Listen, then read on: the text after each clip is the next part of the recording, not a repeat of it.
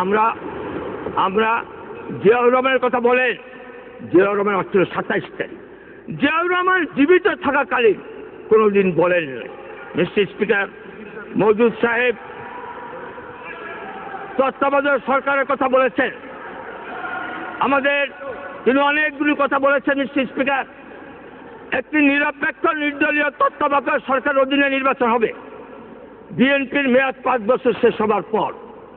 কিন্তু তারা যে তাল বাহানা করে KM হাসানকে প্রদান করার জন্য, তারপরে আন্দোলন সংগ্রাম, তারপরে তারা সেই তাদের দ্বারা নির্বাচিত রাষ্ট্রপতি প্রফেসর রিয়াজউদ্দিনকে তত্ত্বাবধায়ক সরকার প্রদান করে যে অরাজকতা পরিবেশ সৃষ্টি করা হয়েছিল মিস্টার স্পিকার, তখন এই তত্ত্বাবধায়ক সরকার ক্ষমতা শিখে তাদের রাষ্ট্রপতি, তাদের গভর্নর ফখরুদ্দিন, তাদের সুপারসিড করা, কালকে আমুর সাহেব বলেছেন সেই মঈনুল আহমদ, তারা ক্ষমতা এসেছিল। মিস্টার স্পিকার, আমাদের নামও মামলা হয়েছে, নিজের মেয়ে, নিজের স্ত্রী, যে 2 বছর যে অত্যাচার হয়েছে, এটা মওদুদ সাহেব সঠিকভাবে বলেছে, এটা আমি স্বীকার করি। কিন্তু এই পরিবেশ সৃষ্টি করেছিল কারা? এই অবস্থা তো হবার কথা ছিল না। তারা মনের মতো নির্বাচন কমিশন গঠন করে, মনের মতো তত্ত্বাবধায়ক সরকার প্রদান করে তারা এই অবস্থার সৃষ্টি করেছিলেন। তারপরে 1 কোটি আমাদের নেত্রী শেখ হাসিনা 15 জুলাই 2005 সালে জাতির সামনে 15 দলের পক্ষ থেকে, 14 দলের পক্ষ থেকে 23 দফা দিয়েছিলেন। সেখানে তিনি কতগুলি সংস্কারের কথা বলেছিলেন, কিভাবে নির্বাচন হবে, এবং সেখানে তিনি আইডি কার্ড সহ ভোটার লিস্টের কথা বলেছেন, ভুয়া ভোটার লিস্ট বাদ দেওয়ার কথা বলেছেন। এবং তিনি যখন জেলে, আমরা যখন নির্বাচন কমিশনের সাথে আলাপ করি, তখন মিস্টার স্পিকার আওয়ামী লীগের পক্ষ থেকে আমরা যে দাবিগুলি প্লেস করেছিলাম সেগুলি বাস্তবায়ন হয়েছে। 1 কোটি 30 লক্ষ ভুয়া ভোটার বাদ গেছে, আইডি কার্ড সহ ভোটার লিস্ট হয়েছে। এবং স্মরণকালে পৃথিবী খ্যাত একটি অবাধ নিরপেক্ষ নির্বাচনের মাধ্যমে আওয়ামী লীগ নিরক্ষণ সংখ্যাগরিষ্ঠ লাভ করেছে। বিএনপির 5 বছরের দুঃশাসন, এটা আমার বলার কোনো প্রয়োজন নাই। 29 ডিসেম্বর নির্বাচনের মাধ্যমে, ব্যালটের মাধ্যমে মানুষ জননেত্রী শেখ হাসিনার নেতৃত্বাধীন মহাজোটকে ভোট দিয়ে তাদেরকে প্রত্যাখ্যান করেছিল মিস্টার স্পিকার। আজকে তিনি ভারতের কথা বলেছেন। ভারত থেকে যে ঋণ নেওয়া হয়েছে, মওদুদ সাহেবের তো জানার কথা, এক্সিম ব্যাংক এটা প্রাইভেট ব্যাংক না। ভারত যে লোন দেয় সেটা এক্সিম ব্যাংক থেকেই দেয়। 1.75% ইন্টারেস্ট আর 0.5% হলো আরেকটা মিলে 2.5। কিন্তু আপনার জিয়াউর রহমান যখন প্রেসিডেন্ট ছিলেন, তখন ব্লেড ফ্যাক্টরি করার জন্য 25% ইন্টারেস্ট দিয়ে বিদেশ থেকে লোন নিয়েছিল, আপনার জানা উচিত। এবং আপনাদের আমলেও, বিএনপির আমলেও ভারত থেকে যে লোন নেওয়া হয়েছে তার ইন্টারেস্ট এর থেকে বেশি, চীনের থেকে যে লোন নেওয়া হয়েছে তার ইন্টারেস্ট এর থেকে বেশি। এবং ভারতের সাথে যে চুক্তি আমরা করেছি, এইটা টেবিলে লেনদেন করা হয়েছিল, আপনারা ছিলেন না। আমরা আলোচনার জন্য প্রস্তুত ছিলাম, কিন্তু আপনাদের আমলেও যতগুলি চুক্তি হয়েছে কোনোটা আপনারা এই পার্লামেন্টে প্লেস করেন নাই। আজকে আপনি সংবিধানের কথা বলেছেন, জনাব মওদুদ আহমদ সংবিধানের কথা তিনি বলেছেন, সংবিধানের কথা তিনি বলেছেন। পঞ্চম সংশোধনী সুপ্রিম কোর্টের রায় বাতিল হবার পর অটোমেটিক্যালি 72-এর সংবিধান ফিরে এসেছে। এবং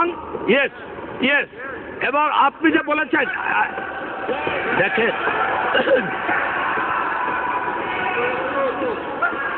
মিস্টার স্পিকার,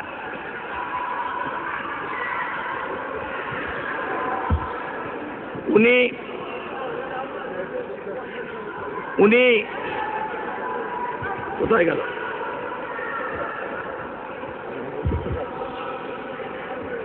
পঞ্চম সংশোধনী রায় কি বলেছে? মুজিবুর রহমান সাহেব, আপনি সংবিধান দেখান। মার্শাল লর মধ্যে মন্ত্রী হয়ে আপনারা বঙ্গবন্ধু প্রণীত 72-এর সংবিধানকে আপনারা তছনছ করেছিলেন, তছনছ করেছিলেন। এবং আপনি যখন ক্ষমতায়, আপনি যখন আইনমন্ত্রী, অষ্টম সংশোধনী বাতিলের পরে সুপ্রিম কোর্ট যখন রায় দিল যে 8th অ্যামেন্ডমেন্ট রেস্টোর্ড, আগে যা ছিল তাই হবে, সেটা রেস্টোর্ড হয়েছে, সেটা পার্লামেন্টও প্লেস করেন নাই এবং সেটা ক্যাবিনেটও নেন নাই, এবং এটার জন্য আপনি ক্ষমা চেয়েছেন জাতির কাছে একটি পত্রিকায় বিবৃতি দিয়ে বা সাক্ষাৎকার দিয়ে। সুতরাং আপনি দেখেন, আমি ব্যক্তিগতভাবে বলতে চাই না, কিন্তু আপনি এমনভাবে কথা বলেন, আপনার কি মনে আছে? মনে আছে আপনার 1990-এর 6 ডিসেম্বরের কথা, যেদিন এরশাদ সাহেবের পতন হয়, সেদিন আপনারা টেলিভিশনে গিয়েছিলেন, আপনি টেলিভিশনে গিয়ে সংবিধান বুঝাচ্ছিলেন, আর ইতিমধ্যে এরশাদ সাহেব ইতিমধ্যে পদত্যাগ করে ফেলেছে, আপনার মনে আছে? সুতরাং আপনি পঞ্চম সংশোধনী বাতিলের পরে সংবিধান আগের কায়দায় ফিরে এসেছে। এবং জমিরুদ্দিন সরকার সাহেব যেই কথা বলেছেন, ইয়েস, আমরা যারা বিশেষ কমিটি আমাদের মাননীয় প্রধানমন্ত্রী গঠন করে দিয়েছেন, সেই বিশেষ কমিটি আমরা মিটিং করছি, এবং আমরা সুপ্রিম কোর্ট রায় দেওয়ার পরেও যদি সংবিধানে অসামঞ্জস্য থেকে থাকে, তাহলে আমরা এই সংসদ সার্বভৌম আমরা সংশোধনী এনে আমরা আমাদের স্বাধীনতার চেতনা এবং মূল্যবোধকে আমরা সমন্বিত করি। আপনারা আর একটা কথা বলেছেন, উনি ওই যে কি বলে যুদ্ধ অপরাধীদের বিচারের কথা, কারণ আপনি কি ভুলে গেছেন?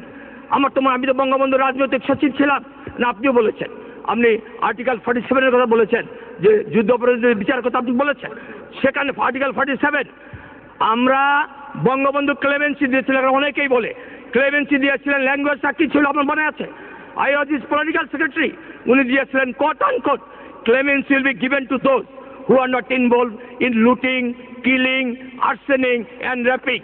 এই 4 দলকে তিনি ক্ষমা করেন নাই। আমি তখন ময়মনসিংহ জেলে, জিয়াউর রহমানের আমলে 3 বছর ময়মনসিংহ জেলে হাসির আসামির মতো কন্ডেম সেলে রাখা হয়েছিল। সেখানে বসে দেখেছি একদিন সকালবেলা সমস্ত আসামি ময়মনসিংহ জেলের থেকে যারা কোলাবরেটর জিয়াউর রহমান ছেড়ে দিয়েছে। আজকে জাতি চায় যুদ্ধ অপরাধীদের বিচার, এবং এটা আমাদের নির্বাচন অঙ্গীকার। তাই বঙ্গবন্ধু কন্যা যুদ্ধ অপরাধীদের বিচারের ব্যবস্থা তিনি করেছেন।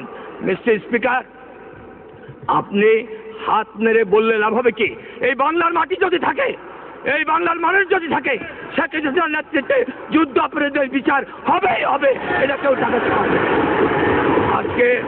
আজকে 1996 যখন 21 বছর পর জননেত্রী শেখ হাসিনা ক্ষমতা এসেছিলেন, তখনও একটা কঠিন অবস্থার মধ্যে তিনি দেশকে ভালো করেছিলেন। আবার এইবার যখন ক্ষমতা আসলেন, অনেক অরাজকতার মধ্যে, যেহেতু আমার সময় নাই, আপনাদের আমলে বিদ্যুৎ হয় নাই, 28টা টেন্ডার হয়েছিল, টাকা পয়সা ঘুষ দিতে পারে নাই বলে আপনারা সেগুলি করেন নাই। ইনশাল্লাহ বিদ্যুৎ সমস্যার সমাধান হবে, নিত্য প্রয়োজন জিনিসপত্রের দাম নিয়ন্ত্রণের মধ্যে আসবে, এবং আমরা নির্বাচনের প্রাক্কালে জাতির সামনে যে ওয়াদা করেছি, যে অঙ্গীকার করেছি, শেখ হাসিনার নেতৃত্বে সেগুলি বাস্তবায়ন করে বঙ্গবন্ধুর স্বপ্নের সোনার বাংলা আমরা কায়েম করবো ইনশাল্লাহ। এই কথা বলে আপনাকে ধন্যবাদ দিয়ে আমার কথা শেষ করছি। জয় বাংলা। ধন্যবাদ মাননীয় সদস্য।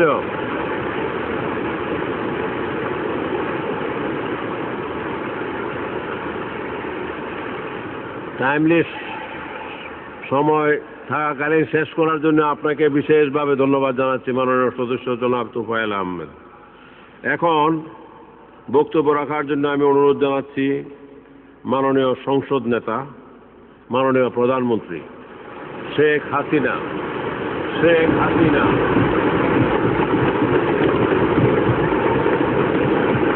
বিসমিল্লাহির রহমানির রহিম।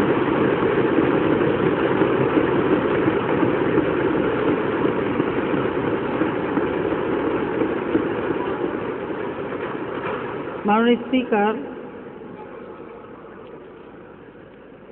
নবম জাতীয় সংসদের এই অধিবেশনে মোট কার্যদিবস ছিল 33 দিন। আর এই 33 দিনে এখানে মহামান্য রাষ্ট্রপতি ভাষণ দিয়েছেন। এই ভাষণের উপর যে ধন্যবাদ প্রস্তাব এসেছে আমরা তার উপরই আলোচনা করছি। আর এই ধন্যবাদ প্রস্তাব আলোচনা ছাড়াও আমরা এখানে প্রায় 15টি বিল এসেছে, তার মধ্যে 6টি পাস করা হয়েছে আর বাকি কমিটিতে রয়েছে। মাননীয় স্পিকার, এই সেশনটা মূলত ছিল মহামান্য রাষ্ট্রপতি, এটা হচ্ছে বছরের প্রথম সেশন। সাধারণত এই সেশনে মহামান্য রাষ্ট্রপতি ভাষণ দেন আর তার উপরেই ধন্যবাদ প্রস্তাব এবং সেখানেই মাননীয় সংসদ সদস্যরা আলোচনা করার একটা সুযোগ পান। যে আমি আজকে সর্বপ্রথম এই মার্চ মাস